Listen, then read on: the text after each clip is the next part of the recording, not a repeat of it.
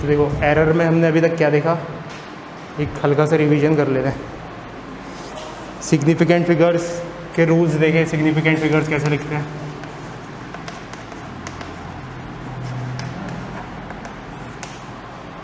और उसके बाद क्या देखा कि एरर क्या होता है ना, किसी भी मेजरमेंट की हम एग्जैक्ट वैल्यू मेजर नहीं कर पाते, कुछ एरर इन्वॉल्व होता है।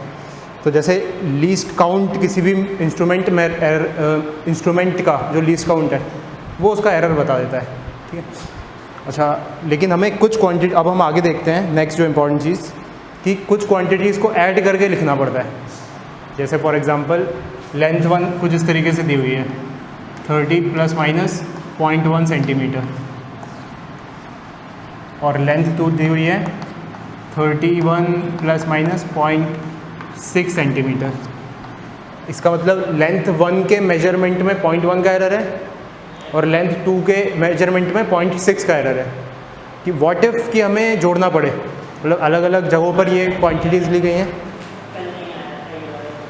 हाँ, अभी पढ़ा नहीं है अपन ने, तो चुपचाप सुनो इसको ध्यान से ना। L1 और L2 को अगर जोड़ना है तो जो इंट्यूशन कह रहा है वही करना है हमें यहाँ पर, कि L1 + L2 को अगर जोड़ेंगे तो इनकी जो मीन वैल्यू है 30 और 31 वो तो ऐड हो जाएगी, 61 हो जाएगी। अच्छा, यहाँ पे थोड़ा सा दिमाग थोड़ा सा कॉन्शियस हो जाता है कि एरर को हम ऐड करें या सब्सट्रैक्ट कर दें, ठीक है। तो ये बात याद रखनी है कि एरर हमेशा ऐड होता है, इर्रिस्पेक्टिव ऑफ की क्वांटिटीज़ ऐड हो रही हैं या सब्सट्रैक्ट हो रही हैं, एरर ऐड ही होता है। मतलब इसका सिंपल सा लॉजिक है कि दो गलतियाँ मिलके गलती कम नहीं होगी, गलती बढ़ेगी। ये गलती किस लिए हो रही है? ये गलती हो रही है क्योंकि मेजरमेंट का इंस्ट्रूमेंट उस गलती को काउंट कर रहा है, उसका लीस्ट काउंट इतना है। तो दो इंस्ट्रूमेंट से अगर हमने अलग अलग जोड़ा है तो एरर कभी कम नहीं होगा, है ना, बढ़ेगा ही एरर। तो एरर प्लस माइनस क्या लिखेंगे यहाँ पे? 0.1 और 0.6 का सम 0.7, ठीक है। अच्छा, लेट्स से कि अगर यहाँ पर माइनस भी करना पड़ता, L1 - L2, इस क्वांटिटी को इससे माइनस भी करना पड़ता, तो ये तो इंट्यूटिवली हम कर देते 30 - 31 इज़ -1, इसमें तो कोई दिक्कत नहीं है। यहाँ पे एरर माइनस नहीं करेंगे, एरर ऐड ही होगा, गलती कभी कम नहीं हो सकती, ठीक है। तो 0.7 सेंटीमीटर, ये बात याद रखनी है, ठीक। तो एडिशन और सब्सट्रैक्शन में एरर कभी कम नहीं होगा, ये बहुत इंपॉर्टेंटली याद रखना है हमें, चाहे माइनस करें चाहे प्लस करें। तो लिखो heading combination of errors, combination of errors पढ़ रहे हैं हम।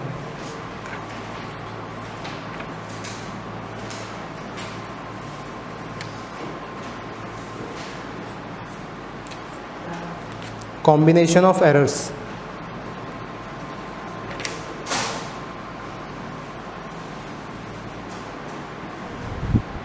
तो कॉम्बिनेशन ऑफ एरर में सबसे पहला एडिशन और सब्सट्रैक्शन।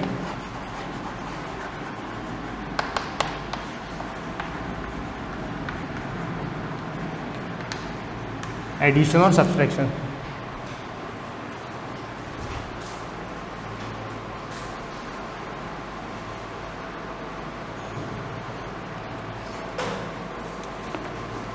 तो इसमें याद रखने वाला पॉइंट कि error is always added, error is always added, है ना। एरर इज ऑलवेज, जो मीन वैल्यू है वो तो हम अपने दिमाग से ऐड करना तो ऐड कर ही लेंगे, सब्सट्रैक्ट करना तो सब्सट्रैक्ट कर ही लेंगे, लेकिन error is always added, error is always added, ये पॉइंट याद रखना है।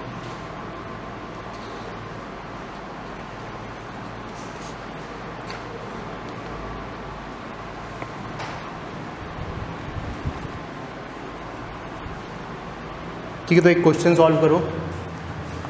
दो क्वांटिटीज़ दी हुई हैं, दो वॉल्यूम्स दी हुई हैं। First volume is given as 10.2 ± 0.02 centimetre cube, और दूसरी क्वांटिटी दी हुई है 6.4 ± 0.01 सेंटीमीटर क्यूब, ठीक है। So calculate sum and difference, calculate sum and difference. और पहला हमें कैलकुलेट करना है V1 प्लस V2 और दूसरा कैलकुलेट करना है V1 माइनस V2।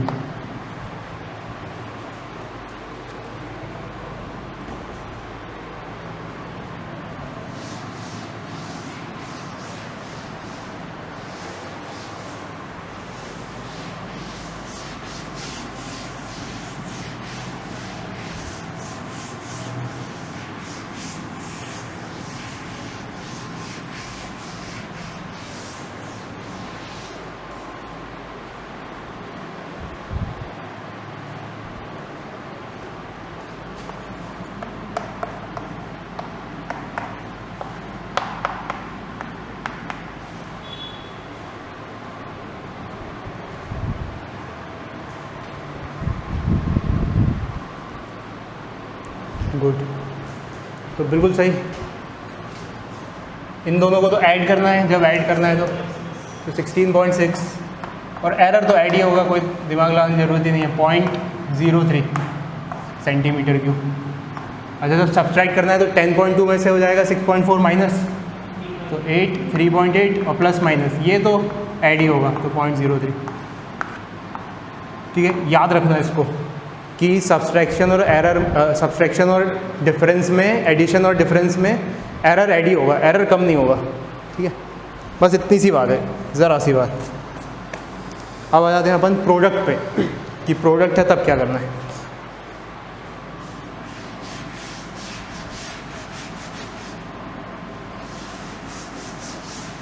प्रोडक्ट या डिवीजन है तब क्या करना है।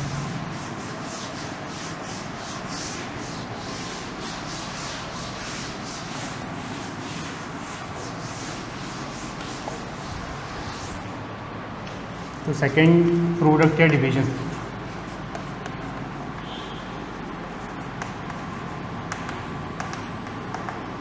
इसमें थोड़ा सा हमको धीरे धीरे समझना पड़ेगा। ठीक है, थोड़ा सा कॉम्प्लेक्स है ये।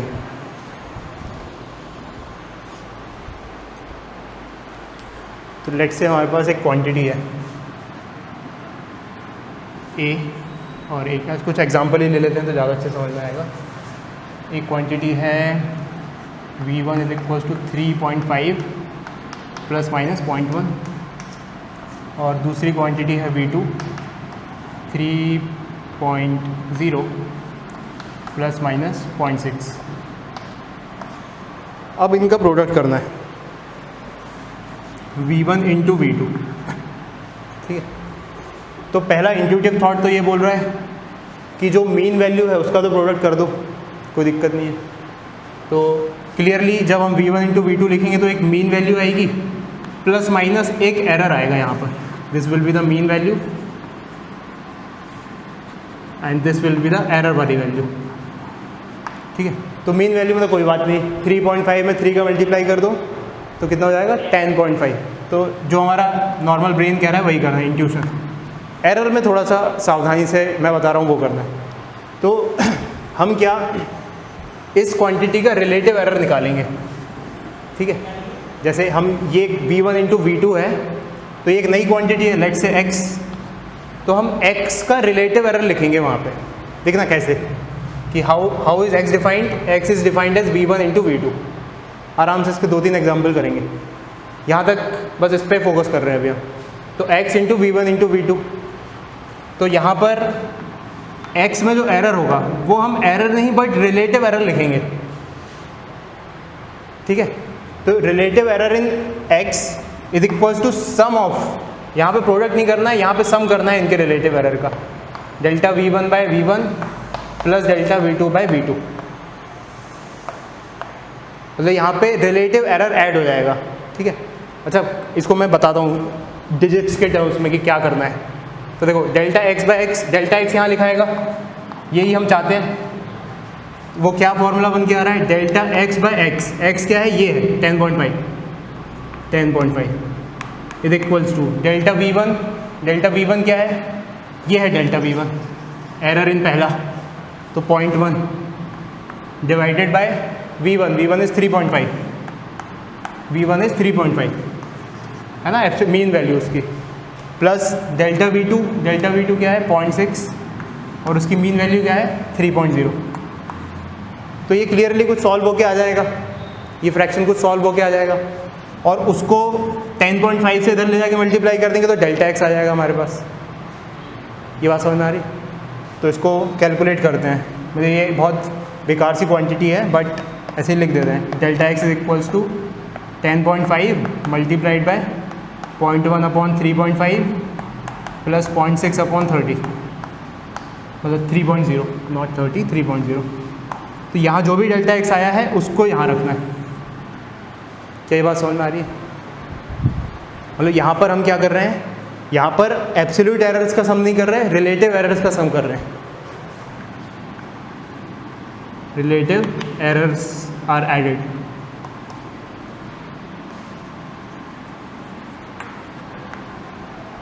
ठीक है,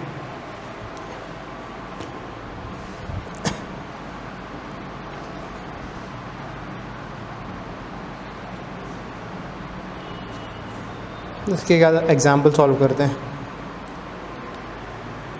कैलकुलेशन की कोई दिक्कत नहीं है, कैलकुलेशन ऐसी आएंगी हमारे सामने कि हम आसानी, जैसे इसको नहीं कर पाएंगे आसानी से सॉल्व, हमारे सामने आएगी वो एकदम फ्री फ्लो में सॉल्व हो जाएगी। अभी बस ब्रॉड पिक्चर देखो करना क्या है।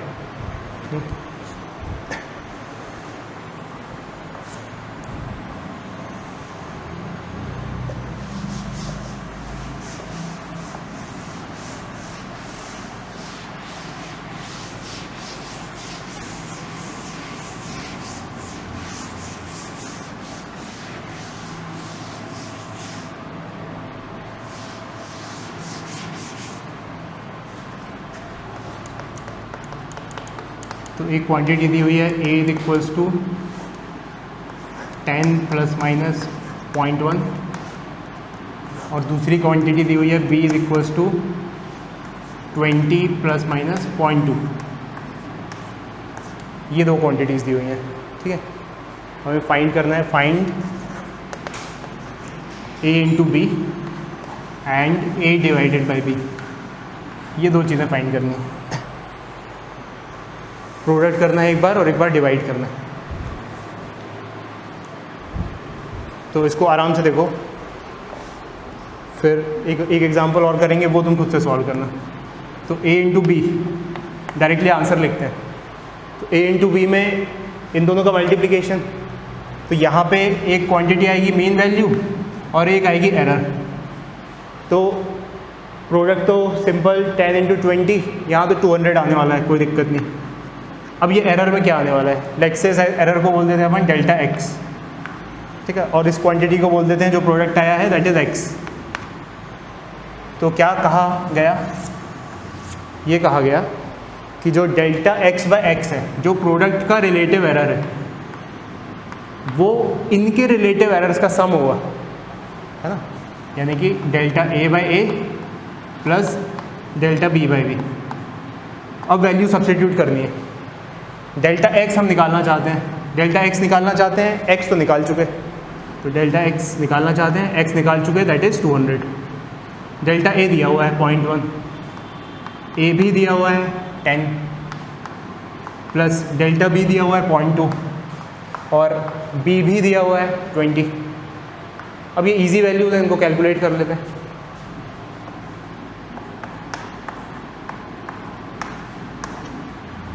तो देखना कैसे कैलकुलेट करें। इस 200 को इस तरफ मल्टीप्लाई कर दो पूरे में, तो 200 इंटू 0.1 अपॉन 10 प्लस 0.2 अपॉन 20। अब एक ज़ीरो से एक ज़ीरो कट गया, इसमें भी ज़ीरो कॉमन है, कितना आ जाएगा ये ओवरऑल 10 आ जाएगा, नहीं 10 नहीं आएगी, 0.1 हो जाएगा ये, 2 इंटू 0.2 इज़ 0.1, तो 0.1 प्लस 0.1 इज़ 0.2, 0.2 मल्टीप्लाइड बाई 20, तो 0.2 मल्टीप्लाइड बाई 20 इज़ 4, 4 आ जाएगा। देखो अच्छे से, आराम से देखो, 0.1 और यहाँ पे भी 0.1, तो 0.1 प्लस 0.1 इज़ 0.2, 0.2 को 20 से मल्टीप्लाई करेंगे तो 4 आ जाएगा। तो इसका मतलब कितनी एरर आ गई यहाँ पर, 4, ये आंसर होगा। तो the answer is product is given by 200 plus minus 4।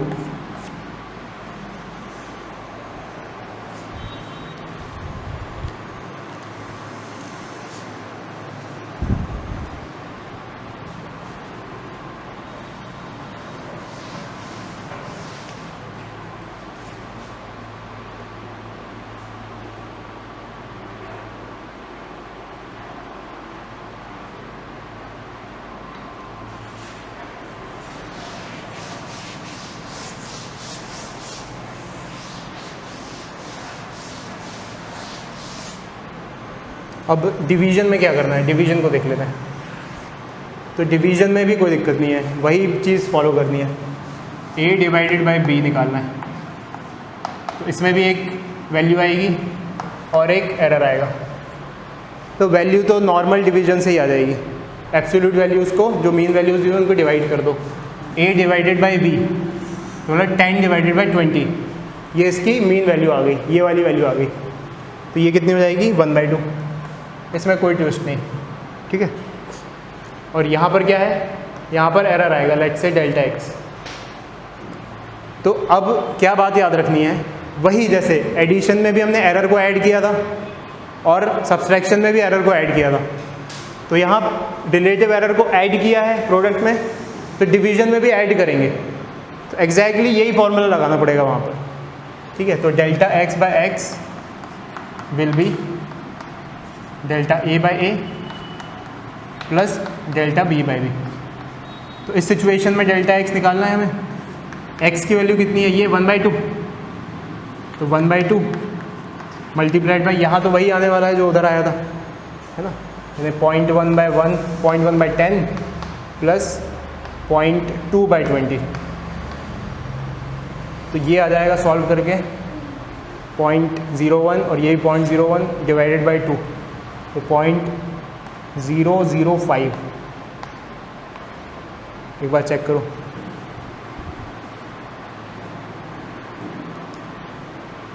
अच्छा यहाँ पे x 200 क्यों नहीं रखा, यहाँ पे जैसे यहाँ तो 200 रखा था, यहाँ 200 क्यों नहीं रखा, 1/2 क्यों रखा, क्योंकि डिवाइड कर रहे हैं यहाँ पे, इस वजह से। वहाँ पे प्रोडक्ट 200 आया था, प्रोडक्ट कर रहे थे, यहाँ पे डिवीज़न 1/2 आया, इसलिए 1/2 रखा। तो ये वैल्यू हो जाएगी 0.005।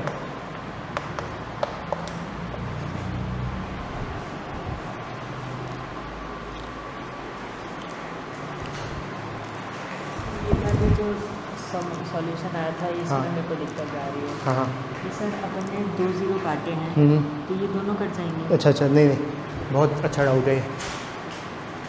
देखो डाउट आया कि 1 0 काटा यहाँ से और एक काटा, तो एक काटना तो ये भी क्यों नहीं काटा, एक ही क्यों काटा। तो इसको अपन ज़रा क्लियर कर लेते हैं।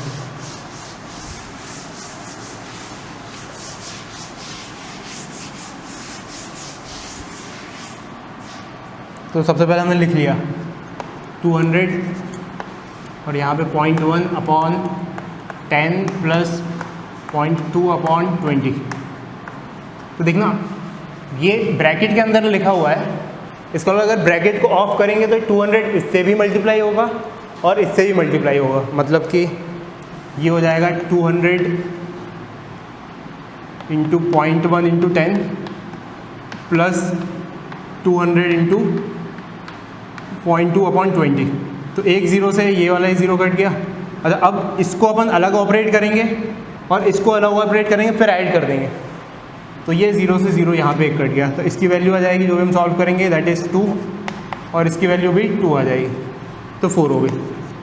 तो इंस्पाइट ऑफ कि अपन लिख के अलग अलग इससे मल्टीप्लाई करके और फिर इससे मल्टीप्लाई करें, हम यहीं पे काट देते हैं कि ऐसे सोच ले दिमाग से कि 200 यहाँ पे मल्टीप्लाई होगा, फिर 200 यहाँ मल्टीप्लाई होगा, और एक ज़ीरो से ये कटेगा इससे और ये भी इसी से कटेगा, इसलिए ठीक है।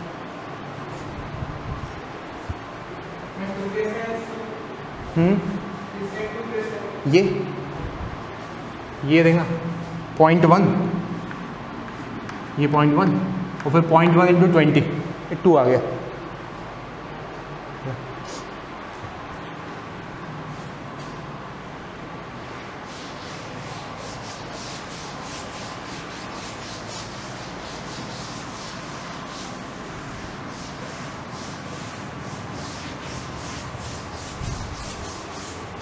अब एक क्वेश्चन तुम सॉल्व करो।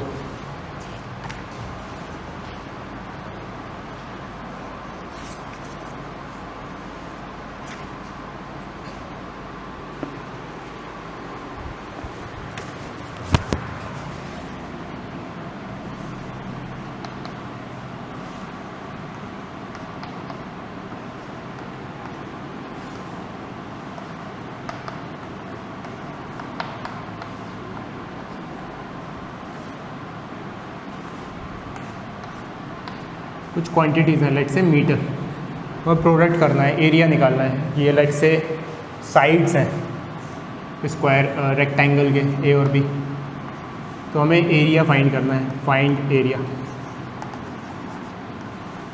और उसको रिप्रेजेंट करना है उसकी मीन वैल्यू प्लस एरर के फॉर्म में, और ऑफ कोर्स उसका यूनिट क्या होगा, मीटर स्क्वायर। अब फाइंड करो।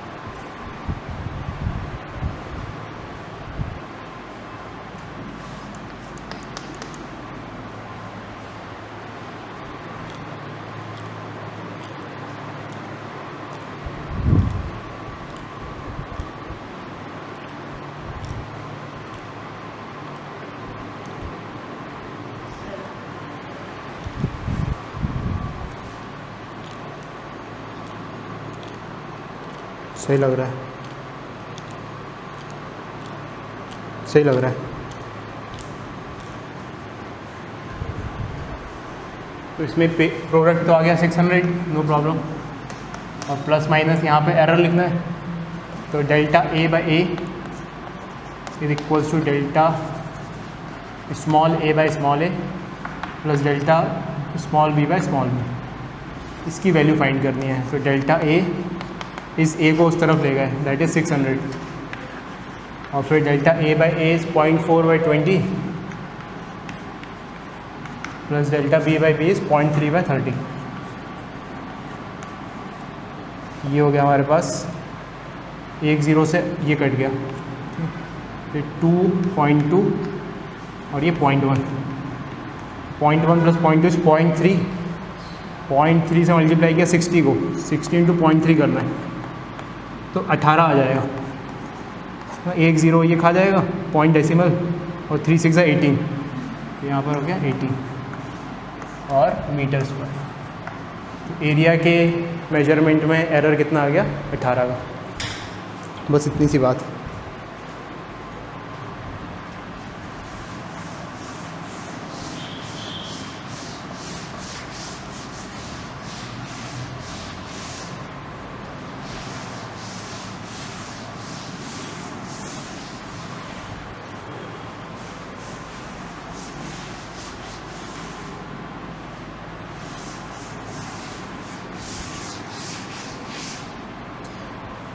अब देखते हैं एक स्पेशल टाइप का, कि अगर पावर चढ़ी हो, है ना, तो लिखो थर्ड वाला, combination of error when it is raise to power,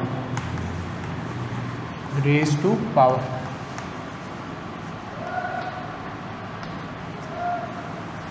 raise to some power. तो जैसे फॉर एग्जांपल एक क्वांटिटी डिफाइंड है कुछ इस तरीके से, x is equals to a की पावर 2 b की पावर 3 डिवाइडेड बाय c की पावर 4। कुछ भी हो सकता है ना, 3 4 कुछ भी पावर चढ़ सकती है। इसका मतलब कि x एक क्वांटिटी है जो 3 फिजिकल क्वांटिटीज़ पे डिपेंड कर रही है, a b और c, और वो भी रिस्पेक्टिव कुछ कुछ पावर चढ़ी हुई है ना। तो इसको अपन कैसे विजुलाइज कर सकते हैं, इसको ऐसे विजुलाइज कर सकते हैं, it is like a into A 2 times, b into B 3 times, और नीचे c 4 बार। अगर केवल A/C होता तो इसका कंट्रीब्यूशन क्या आता है, डेल्टा A/A, और इसका आता है डेल्टा C/C। अब कितना आएगा डेल्टा A/A का, 2 कंट्रीब्यूशन आएंगे, और B के कितने आएंगे, B के 3 आएंगे, C के 4 आएंगे। तो इसका मतलब रिलेटिव एरर इसकी 2 आएंगे, यानी कि अगर हम रिलेटिव एरर इन X लिखें तो it will be 2 relative errors in A plus 3 relative errors in B and 4 relative error in C। ये बात आ गई समझ में? बस सिंपल सी ये बात है कि हमें रिलेटिव एरर्स को मल्टीप्लाई कर देना है जो भी उसकी पावर से चढ़ा हुआ है। जैसे A किसकी पावर से चढ़ा हुआ है 2 पे, तो 2 से मल्टीप्लाई कर दिया उसके रिलेटिव एरर को।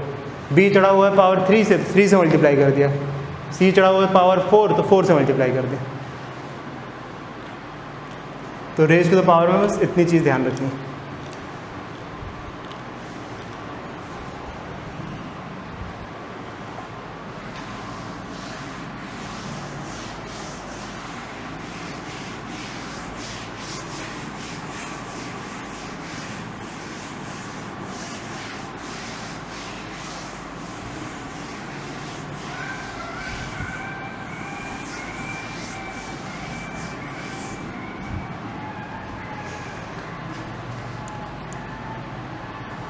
अच्छा बताओ, यहाँ पे x is equals to A की पावर 5, B की पावर 6 और C की पावर -7 है। तो रिलेटिव एरर का फॉर्मूला लिखो। रिलेटिव एरर क्या होगा यहाँ पे?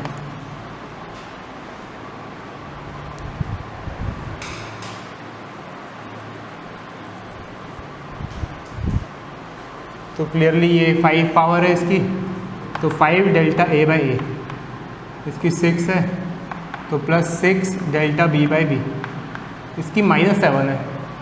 तो माइनस करके लिख दें या प्लस करके लिखें?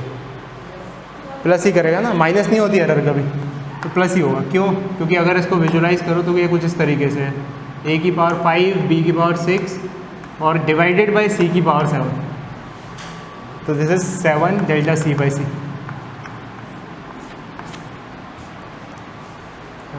तो डिवीजन में भी हो तब भी एरर ऐड ही होगी, कभी नेगेटिव नहीं होगी।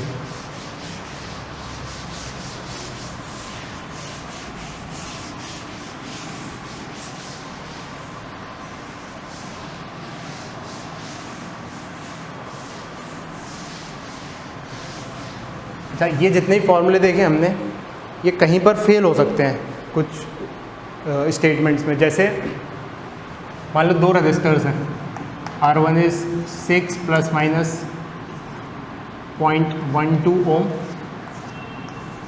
एंड R2 कैलकुलेट किया 3 प्लस माइनस 0.03 ओम।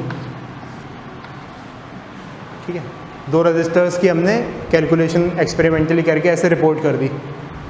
तो पहला रिपोर्ट सीरीज रेजिस्टेंस,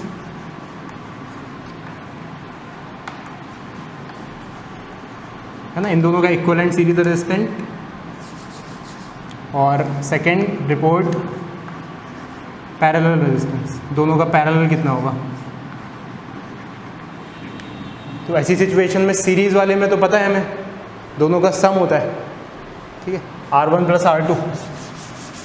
तो सीरीज रेजिस्टेंस कैसे लिख देंगे?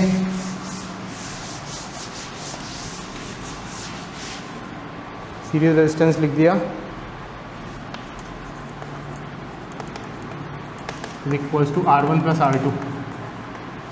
तो दोनों का सम 6 और 3 9, और एरर भी ऐड हो जाएगा 0.12 और 0.03 0.15। ये हो गया सीरीज रेजिस्टेंस। ठीक है, इसमें तो कोई दिक्कत ही नहीं है। लेकिन अब पैरेलल में कुछ ऐसी चीज़ हम नहीं लिख पाएंगे जो हमने अभी हमारे फॉर्मूलेज में हमने आइडेंटिफाई करी हो। तो सीरीज रेजिस्टेंस का तो ये फॉर्मूला होता है, पैरेलल का कुछ ऐसा होता है, R equivalent is given by 1/R1 plus 1/R2। तो अब ये केवल जैसे प्रोडक्ट के फॉर्म में होता तब तो हम लिख देते, केवल सम के फॉर्म में होता तब भी लिख देते, लेकिन ये 1/R है और फिर 2 चीज़ें एडेड हैं, तो यहाँ पे फॉर्मूला हो जाएगा फेल। ठीक है, तो इसको कैसे करेंगे? देखो इसको करने का एक तरीका है जो हम डिफ्रेंसिएशन के थ्रू कर सकते हैं। अच्छा, ये पहले क्लियर हो रहा है ना, हमने फॉर्मूला किस चीज़ के लिए सीखा है? या तो सिंपल सम हो, या तो रेसिप्रोकल का सम है, या प्रोडक्ट हो, है ना। लेकिन ये कैसा जम रहा है? ये वैसा जम नहीं पा रहा है उस फॉर्म में। तो यहाँ पे अपन इंटीग्रेशन यूज़ कर सकते हैं, डिफ्रेंसिएशन यूज़ कर सकते हैं। तो सबसे पहले तो this will not be solved by using formula, this will not be solved using the formula. फिर कैसे सॉल्व होगा? Using calculus, it will be solved using calculus. अच्छा, ये मैं क्यों बता रहा हूँ? क्योंकि हमारे सामने कोई ऐसी सिचुएशन भी आ सकती है जो हम फॉर्मूले में फिट नहीं कर पाएँ। तो वैसी सिचुएशन में कैसे अप्रोच करना है? जैसे इसको फॉर्मूले में फिट नहीं कर पा रहे हम, ठीक है, तो इसको सोचने के लिए हम बेसिक पे जाते हैं कि व्हाट इज़ एरर। अच्छा, हमें क्या चाहिए? आर इक्वलेंट तो हम कैलकुलेट कर लेंगे, कोई दिक्कत नहीं है। हमें डेल्टा आर इक्वलेंट कैलकुलेट करना है, error in the calculation of R equivalent parallel में। अच्छा, तो अगर हम इसको डिफ्रेंशिएट कर दें तो डी आर जनरेट हो जाएगा। डी आर क्या होता है? तो डी, जैसे y को डिफ्रेंशिएट करते हैं तो डी वाई आता है ना। तो अगर हम यहाँ पर r को डिफ्रेंशिएट करते हैं तो डी आर आ जाएगा, ठीक है। अच्छा, ये समझ में नहीं आया तो कोई दिक्कत नहीं है, इससे रिलेटेड ज़्यादा क्वेश्चंस नहीं आएंगे, अपन क्वेश्चंस के टाइम पे कर लेंगे। बस मैं इसको डिफ्रेंशिएट कर रहा हूँ इस इक्वेशन को, तो केवल इस पे फोकस करो, इसको डिफ्रेंशिएट करना है हमें। तो ये क्या है? 1/x समथिंग, मतलब x की पावर -1। तो इसको डिफ्रेंशिएट करेंगे तो आएगा -1 r की पावर -1 मतलब -2, ठीक है। और एक डी आर भी आ जाएगा, डी आर इक्वलेंट। क्यों आ जाएगा? क्योंकि ये x में डिफ्रेंशिएट नहीं कर रहे हैं हम, किसी r के फंक्शन में डिफ्रेंशिएट कर रहे हैं। सिमिलरली इसको डिफ्रेंशिएट करेंगे तो क्या आएगा? यहाँ पर आएगा -1 इंटू r1 की पावर -2 इंटू डी r1। और सिमिलरली तीसरे में भी यही आ जाएगा। तो it will look like this, ये हो जाएगा, माइनस से माइनस कट जाएगा तीनों तरफ, है ना। तो ये हो जाएगा D R equivalent divided by R equivalent का square is equals to D r1 upon r1 का square plus D r2 upon r2 का स्क्वायर। अब ये हमने एक नया ही फॉर्मूला जनरेट कर लिया कैलकुलस की मदद से, जहाँ पर D r1 is like error in resistance 1, उस फॉर्म में आ चुका है अभी। अब ये r1 नहीं, r1 स्क्वायर जनरेट हो गया क्योंकि इक्वेशन वैसी है। तो अब वैल्यूज़ रख देंगे और आंसर मिलेगा हमें। देखो, हमें कैलकुलेट करना है ये एरर इन इक्विवेलेंट रेजिस्टेंस, ये वाली चीज़ और ये वाली चीज़ बराबर है। तो error in equivalent resistance D R equivalent. अच्छा, आर इक्विवेलेंट कितना होगा? कितने रेजिस्टर थे? 3 और 6 था, या कितना था? 3 और 6। तो 3 और 6 को कैलकुलेट करने के लिए पैरेलल में क्या होगा? 3 × 6 अपॉन 3 + 6 यानी कि 2। तो ये वाली चीज़ है 2 और उसका स्क्वायर है, तो स्क्वायर कर दिया is equals to D R one. D R one कितना एरर है पहले वाले में? 0.12 और ये है 0.12, ये 0.03। मैं इसकी बिल्कुल टेंशन नहीं लेना, समझ नहीं आए तो ये थोड़ा सा हाई फंडा है। Divided by r1 square, r1 is 9 square, 6 square और ये 0.12 और ये 0.03 divided by r2 square is 3 square. तो यहाँ पे रिलेटिव एरर के लिए हमें कुछ फॉर्मूला जनरेट करना पड़ गया कैलकुलस के थ्रू, ठीक है। तो इम्पॉर्टेंट क्या हाईलाइट करना चाहता हूँ मैं यहाँ पर कि भाई कुछ ऐसी फॉर्मुलेशन भी आ सकते हैं फिज़िक्स में अक्रॉस, जिसमें हमने जो फॉर्मूले सीखे एडिशन, सब्सट्रैक्शन, मल्टीप्लिकेशन, डिवीजन या रेस टू पावर वाले, वो फिट ही ना हो, उस फॉर्मेट में फिट ही ना हो। जैसे ये उस फॉर्मेट में किसी फॉर्मेट में फिट नहीं हो रहा है ना, जो ऐसा नहीं सोच रहा प्लस है यहाँ तो प्लस में एडिशन में क्यों नहीं फिट हो रहा। अरे भाई ये रेसिप्रोकल है, इस वजह से हमने जो फॉर्मूला सीखा उसमें R1 + R2 होता तब तो हो जाता काम, ये रेसिप्रोकल है ये। तो ऐसी सिचुएशन को अपन कैलकुलस से डील करेंगे।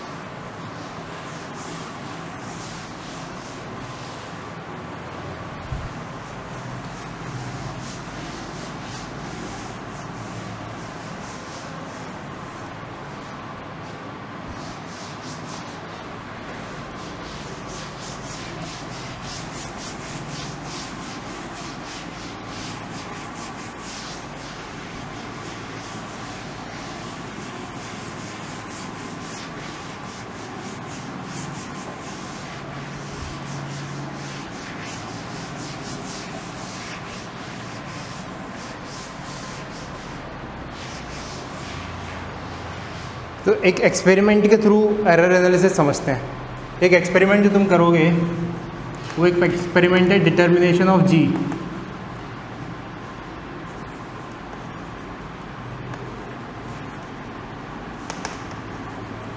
जी यानी कि acceleration due to gravity using simple pendulum.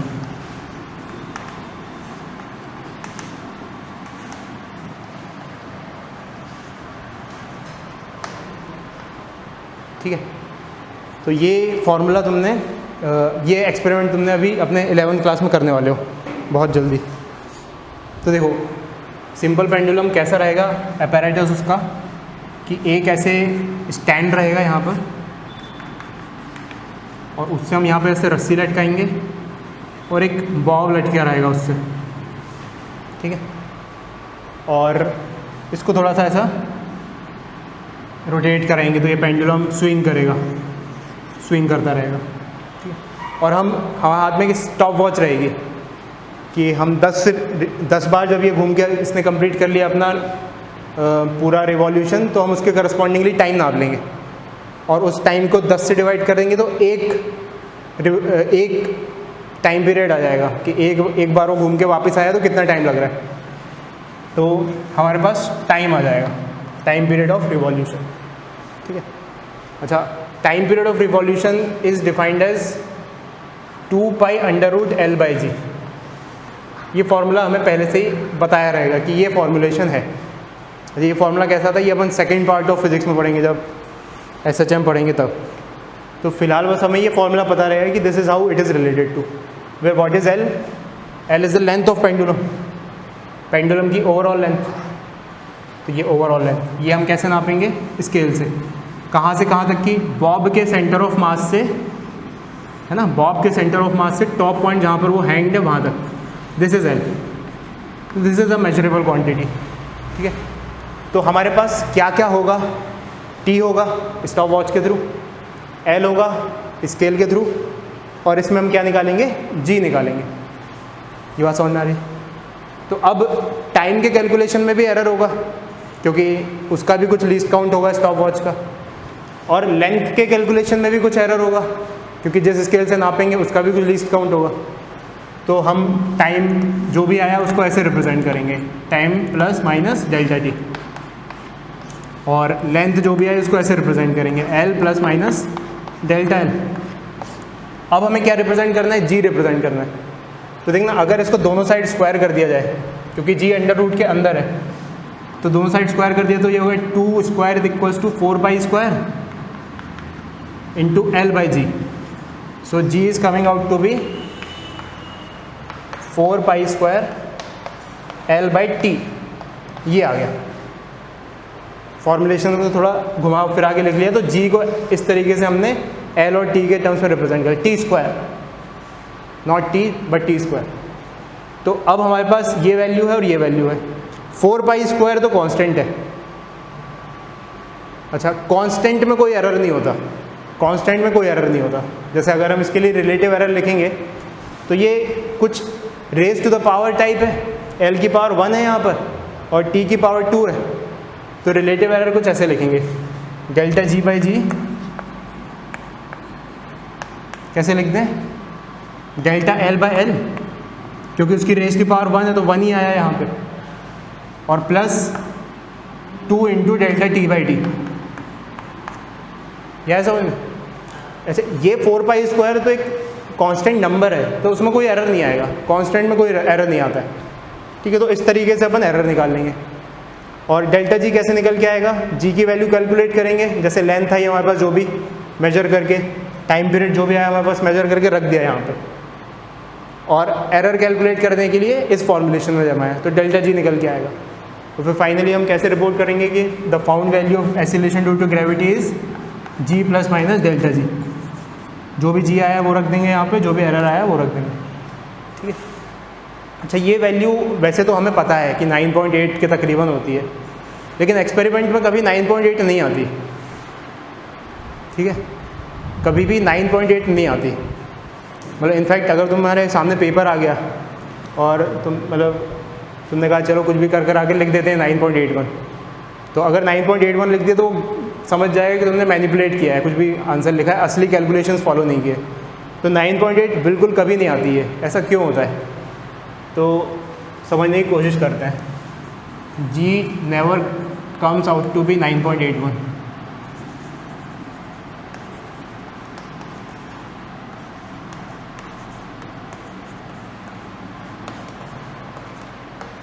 ये कुछ इधर उधर वैल्यू आती है। अच्छा, सबसे पहला ये डैम्प्ड ऑसिलेशन है, मतलब कि ऐसे चला के तुम छोड़ दोगे तो धीरे धीरे करते हुए रुक जाएगा। कि नॉर्मली अगर जी में घूम रहा होता है, ये जो हमारे ये जो फॉर्मूला बेस्ड है, ये इस थ्योरी पर बेस्ड है कि वो कभी रुकेगा नहीं, चलता रहेगा। तो सबसे पहले तो हमें एक वहाँ पे जो टाइम कैलकुलेट कर रहे हैं वो गलत आ रहा है हमारे पास, है ना, हमारी थ्योरी के हिसाब से नहीं आ रहा, ठीक है। दूसरा, ये जो फॉर्मूला बेस्ड है हम ये मान के चलते हैं कि रस्सी का कोई मास नहीं होता, स्ट्रिंग इज़ वेटलेस, लेकिन असलियत में वो वेट नहीं होती, उसका वेट होता है कुछ ना कुछ, तो इस वजह से। और यहाँ पर हम ये मानते हैं कि ये जो बॉब है ये बहुत छोटा सा मूवमेंट कर रहा है, बहुत ही छोटा सा मतलब टेंडिंग टू ज़ीरो, लेकिन असलियत में टेंडिंग टू ज़ीरो नहीं, वो थोड़ा सा ऊपर उठ के जाता है, हल्का सा वो सर्कुलर जाता है, वो है ना, थोड़ा सा दूर दूर तक जाता है, इस वजह से वो 9.81 कभी नहीं आता। तो ये बातें याद रखना जब भी रहे, इसको नोट कर लो।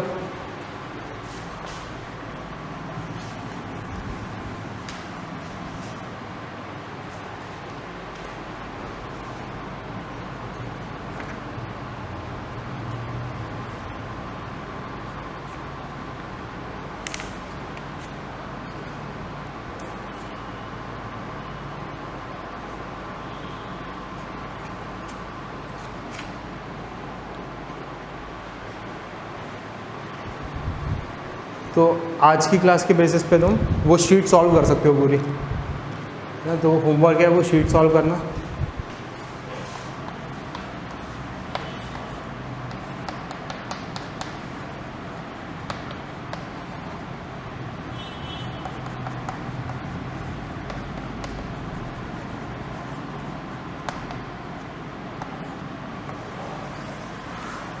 और नेक्स्ट क्लास में हम यूनिट्स एंड डायमेंशन ख़त्म करेंगे, हल्का फुल्का तुम्हें पता है ना, लेंथ, मास वगैरह तो ख़त्म कर देंगे, और कैसे उसका यूज़ क्या है, अच्छा मतलब जो इम्पॉर्टेंट चीज़ें हैं वो स्ट्रेस देके मैं पढ़ाऊँगा, बाकी जो नॉर्मल चीज़ें वो जल्दी जल्दी निकालूँगा।